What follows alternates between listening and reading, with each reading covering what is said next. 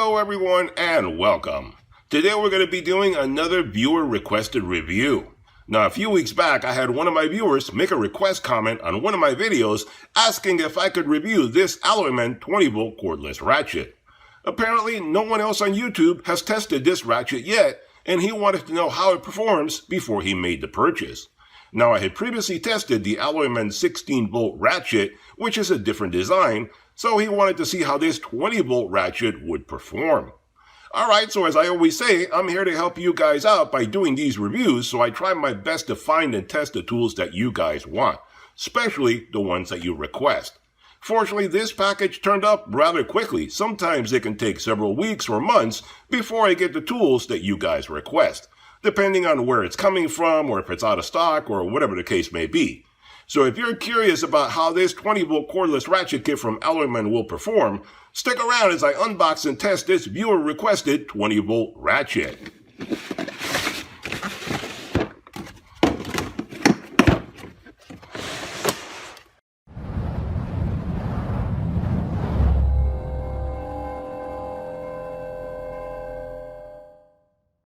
Alright guys, so when you unbox this puppy, this is everything you get. So let's talk a little bit about some of the features that this guy has, but before we get started testing this guy out, do me a big favor and hit that subscribe button if you haven't done so already. That way you get notified every time I do another product review video, DIY video, or a sale video where I can save you some money at the big box stores. Alright, so this is the 3/8" drive 20V cordless ratchet from Alloyman, available on Amazon, link in description below. Now, I should point out that I previously tested the Alloyman 16V cordless ratchet with the extended head on it, so if you want to see that review, I'll put up a link in the corner of this video so you can go see that later if you like. It's an entirely different design, so go check that out later on. Now, this kit right here, at the time of making this video, retails for $69.39, but they do have a $10 discount coupon on their Amazon page, making it even cheaper than that. So what do you get when you unbox this guy? Well, you get the ratchet itself, you get the owner's manual that tells you everything about the ratchet, how to set it up, take care of it, all that kind of good stuff. You get a set of sockets here, 7 different sockets. I'll talk about that in a moment. You get two 20V batteries that are 2,000 milliamp hours each. You get a charger for it, and you get a storage container to keep everything stored away when you're not using it. Now, the dimensions on this guy are 15 inches by 2 inches by about 2.5 in thickness. And it's about 3 inches back here where the battery goes. You're talking about 3 inches in thickness back here because it's a little wider design for the type of battery that it takes. And I'll talk a bit more about that in a moment. This guy weighs about 2.5 pounds with the battery installed, and it comes with a 1-year warranty. This guy has an ABS body with a rubber overmold for a comfortable grip. And like I said, the kit includes two 20V 2,000 milliamp hour lithium-ion rechargeable batteries that are Makita compatible. So you can use these with any Makita tools, or you can use Makita batteries with this ratchet, which again, I'll talk about in a moment. I'll give you some examples how that works out. This kit comes with 7 sockets included, and you have them all right here, ranging in sizes from 10mm, 11mm, 12, 13, 14, 15, 16, and you get a 1/4 inch adapter. This unit claims to have 75 foot-pounds of torque, and we'll be testing that a little bit later on. This unit has a variable speed trigger and an LED light that I'll show you in a moment, and it helps to light up your work area. This unit has a maximum no-load speed of 450 RPMs. The trigger and the head are made out of metal, so that should hold up to some abuse. This unit also has a battery level indicator on the side of the body right here, which tells you the power left in the batteries, and the batteries also have an indicator on the batteries themselves, so you have a couple different ways of seeing how much battery power you have left over. This unit has a lockout right here on the trigger, so it helps you to lock it out if you don't want it to go off accidentally when you're using it under certain situations. So this is a very compact, lightweight design of a ratchet, which can be very convenient for the average household DIYer to do all sorts of projects. Easy to set up and use with the standard 20V Makita compatible batteries, last a long time, especially if you add a larger battery, if you intend to work for many hours on your project and you don't have to worry about recharging it or swapping it out. So let's do some testing with this guy, but let's take a little closer look at it first. I'll show you some of the features that it has. Alright guys, so I cleared away some of the mess on my bench right here so we can take a little bit closer look at this unit and see some of the features on it. Now here's a little look at the unit itself, and this guy uses your typical standard square or rectangular battery that most of you are used to. And this is the battery that came with it and has a battery level indicator on the battery itself, but there's also an indicator on the tool itself that I'll show you in just a moment. But these are Makita compatible, which gives you a huge variety of different types of batteries that you can use with this guy. And this guy, to slip on the batteries, very normal, very convenient. Just slip it on back there and you're good and ready to go. Locks in place, very easy to do. That's what it looks like from the side, from the top, from the bottom. That gives you a view of what you expect to have. Now, the cool thing about this is that this one, like I said, has a different design to it. With alloy mint, it gives you a choice of 2 different design ratchets to pick from.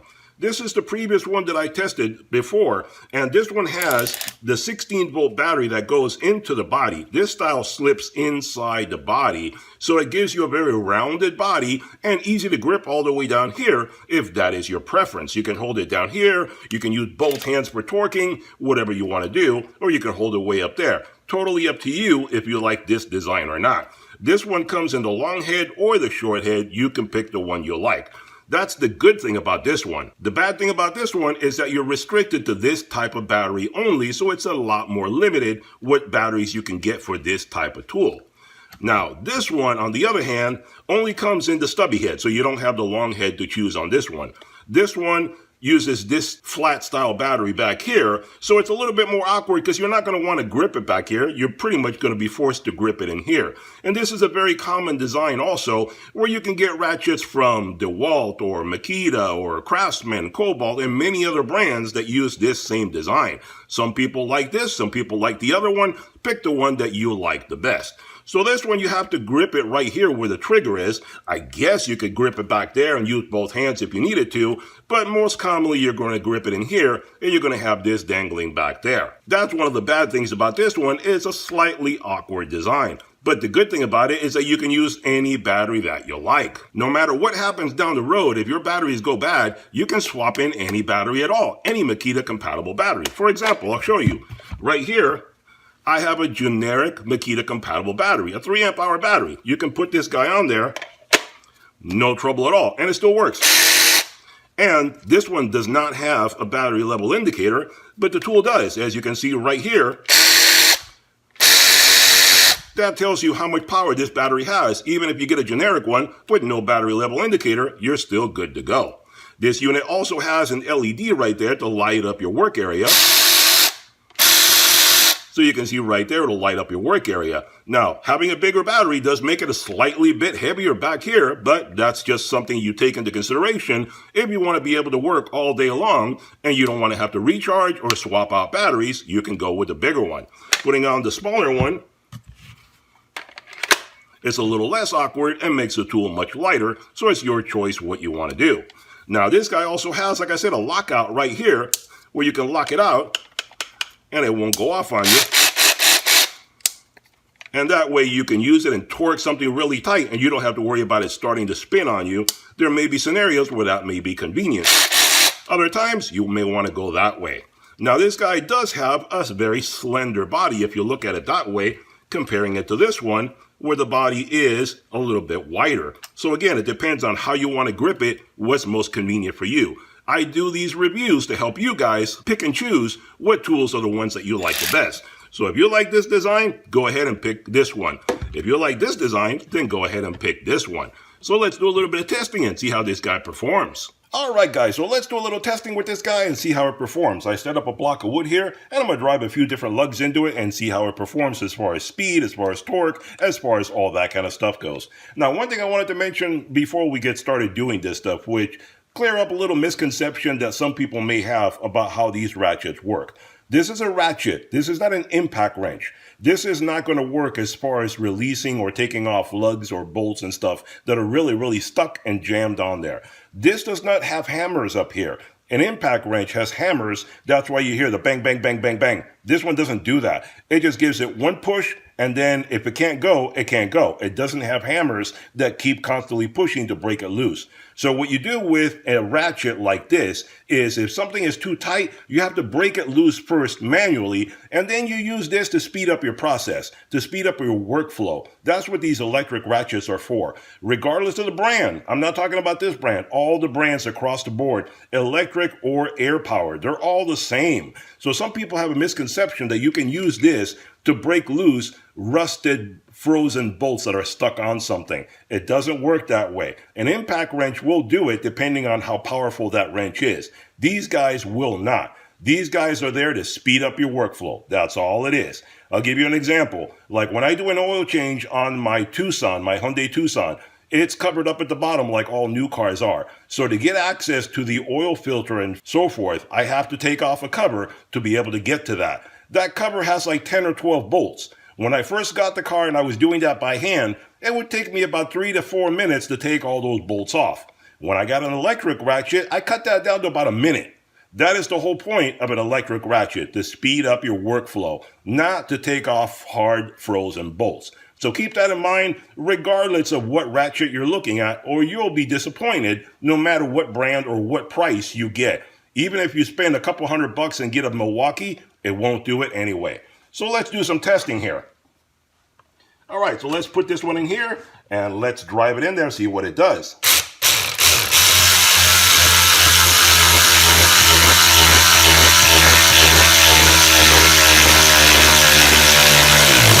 Not too bad. And I should mention I have not pre-drilled these holes. They're going straight into the block of wood, no pre-drilling.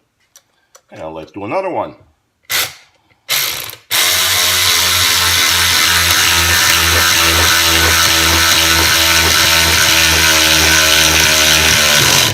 And that is pretty quick and pretty strong. Let's try some bigger ones. These were 10 millimeters. Let's move it up to an 11 millimeter and some bigger, longer bolts.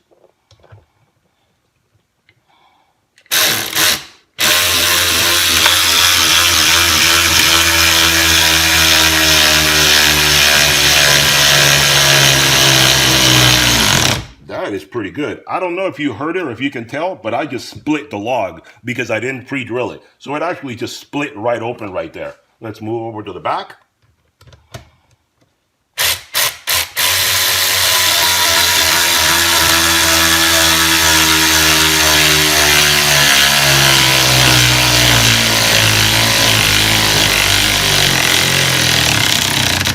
And that's where it gets a little too hard, and then you just do it by hand.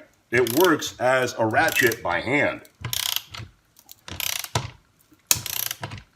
And there you go, I split the log all the way. So I split it all the way across right there with these two gigantic lugs. Let's try something else. I already split the log, let's try a different area. These are a little shorter. Let's put them on the back over here where it's not split.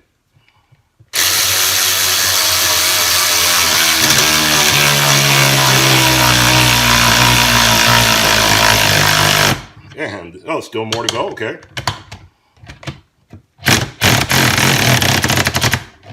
And see, that's where you lose your momentum, then it gets a little harder to go. But you can keep torquing. You just keep torquing it until you get down to the bottom. Let's try a different one. The momentum helps you to keep on going, obviously.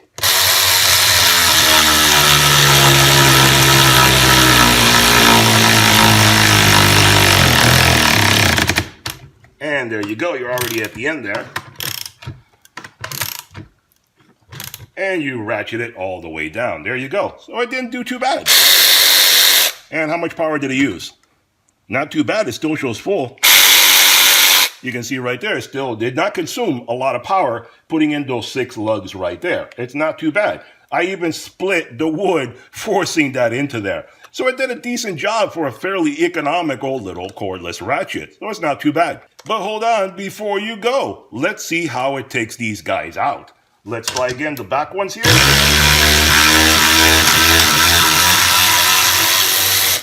Okay, let that one go. Let's take the other one out.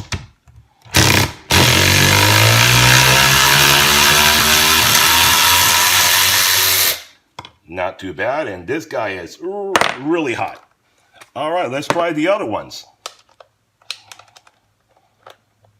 So those were pretty stuck in there, and it still did a good job taking them out. Let's see this guy.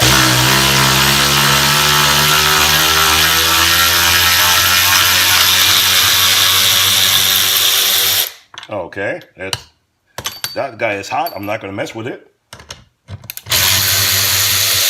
Oh, I even broke that guy. Look at that. I broke the head off the lug on that one. So that one is toast. That tells you how strong I torqued that one down there. And let's see. Let's move on to the other two. At least, well, they're just spinning around there. Well, I guess I can't get those out there just spinning around inside the wood. All right, there you go. So I actually did a pretty decent job. It's still kind of warm. Taking out these really big ones that you saw me torque them down really, really far. So it does a good job of putting them in and taking them out. Not too bad. All right, guys, there you have it. A viewer-requested review of the Alloyman 20V Cordless Electric Ratchet. I think this is a pretty good ratchet for the money. It's not very expensive, but it has a lot of power to it. You saw how I put various large lag screws into a big block of wood. I torqued the lag screws down as far as to even split the wood, and I even broke the head off one of the bolts. That is pretty good torque, in my opinion.